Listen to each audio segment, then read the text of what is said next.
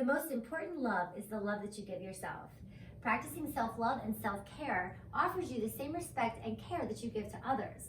So let's give yourself some extra love with a fun workout that contains a balance of the three main pillars of fitness: cardio, strength, and flexibility. It'll get your endorphins flowing, and it'll contribute to making your body feel strong and confident. Before we go over the exercises, let's make sure that your total gym is set up appropriately.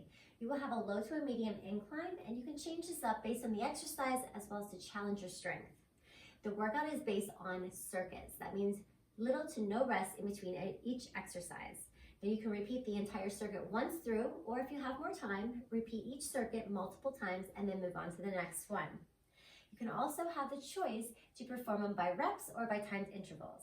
I suggest anywhere between 10 to 15 reps and 30 to 60 seconds if you're timing it. Just make sure you have a timer ready. So let's go ahead and go over the exercises that you will do for the self-love workout.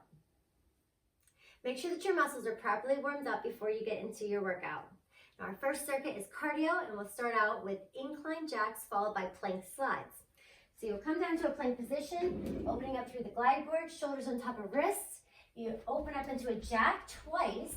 You'll slide down to your forearms and then back up to your hands. Again, 2 jacks, staying in that plank position, slide down and slide up. Now to modify this, you'll tap out to the side, and then you just move your arms out and in. So it's a side-to-side tap, keeping your core tight, and then open and close. The next exercise are mountain climbers followed by plank pulls. So come back into that plank position, opening up through your glide board, shoulders on top of wrists, core is in tight, body's long. You alternate your knees in. You can walk these in. You can add a little bounce. You can add little directions by alternating it from side to side. So you'll do these for 8 reps, and then you'll open the glide board and pull it in. Now, if you've already done that for the previous exercise, you can challenge yourself by adding a push-up. So mountain climbers, running it or walking it, plank pull or push-up.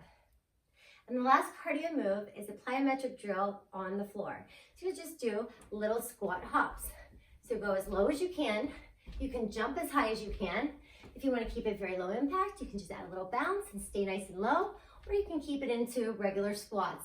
So you have a lot of options right here. Once you're done with that, you can either repeat that whole entire cardio circuit or move on to your strength circuit. Moving on to the strength circuit, our first exercise is a reverse lunge. So come to the very bottom base, place the other foot onto your glide board.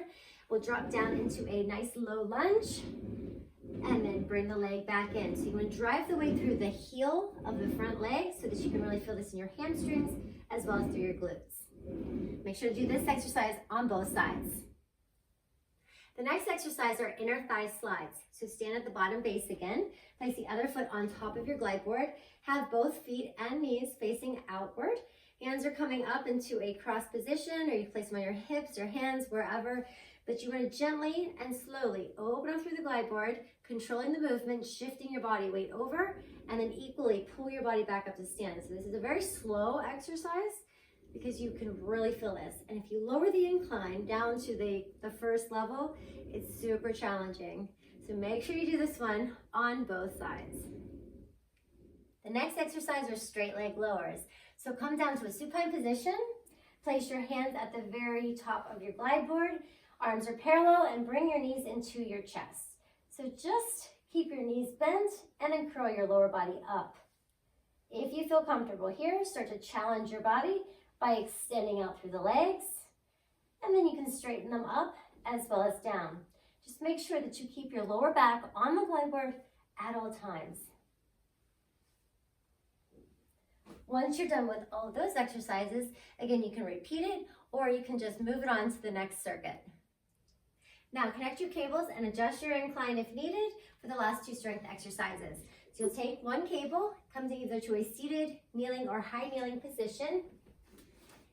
If you are kneeling, anchor your feet to the sides of your glide board, take both hands onto your handle, and you'll chop at a diagonal from one hip to the opposite shoulder, making sure that you're rotating from your waistline and using your arms. Make sure that you do this one on both sides. And the last exercise is a V, curl, and a Y combination. So come either to a seated or a kneeling position. Both cables are in your hands. The arms will come down and back, palms facing forward. Curl the arms into the middle, and then go all the way up, flipping your grip so that the palms still face the front, and then repeat it. Low V, curl it in, and then come up and open. Low V, again we curl, and come to a high Y. And we'll end our workout with a few stretches to recover and loosen up your muscles. So remove your cables, and you'll come down into a runner's lunge. So facing your tower, open up through your glide board, and place your leg on. Now the higher the incline, it's gonna be a little bit easier. So if you have a little bit less flexibility, make sure that you raise that incline. If you need a little bit more, you always can lower it down or keep it the same level. So I'm just rocking forward and back, opening up through my hips, the hip flexor, the quad. You can come up to your hands, and you don't have to open up. It can stay closed. You can bend the knees. So just play around with this into our runner's lunge. And make sure you do this one on both legs. Next is the figure 4 stretch. So open up your glide board, sit at the very bottom, take one leg and cross it on top of your thigh. Take both hands onto your glide board, open up your chest, and make sure that your spine is long. You'll bend the leg that's on the bottom rail, and you can start to feel your body sink into the stretch to open up through your outer thighs, your piriformis. You can also feel this in your glutes. You can just move your body, rocking it from side to side slowly, or you can close the glide board to get a deeper stretch. And then make sure that you do this one on both sides. And the last stretch is forward fold. So you'll straddle your glide board, take your hands on top, toes are in slightly, heels are out. Just open up through your glide board, stretching your arms nice and long, elongating through your spine as you do this. Your hips are sinking back, your body's reaching forward. And if this is too much, you can always close the glide board and have it at a higher incline so that you feel that stretch. And you can always drop your knees, sink your hips back, and come into a child's pose.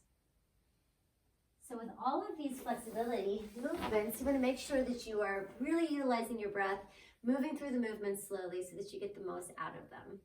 So I hope you take the time to give yourself the self-love and care that your body well deserves.